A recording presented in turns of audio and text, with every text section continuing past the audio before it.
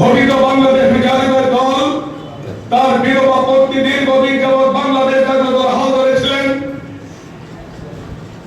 তার মৃত্যুর পরে আজকে বাংলাদেশ জাতীয় দলের প্রধান জনাব তারেক রহমান আজকে বাংলাদেশের প্রধানমন্ত্রী, তিনি বাংলাদেশের জাতীয় দল হাল ধরেছেন।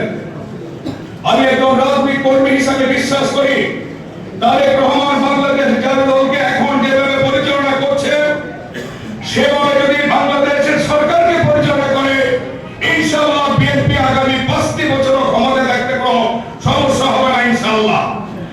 এবং তারেক রহমান এই সংগঠনকে যে সাজাবেন আমরা বিশ্বাস করি, যারা ত্যাগী আছেন তাদেরকে সামনে নিয়ে আসবেন আমরা বিশ্বাস করি, সেরকম ফারুক আমরা মনে করি যারা দলের ত্যাগী রয়েছেন তাদেরকে সামনে নিয়ে আসবেন।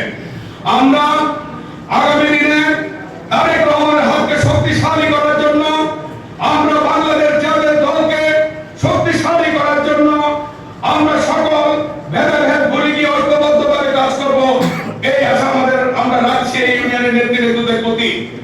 আজকে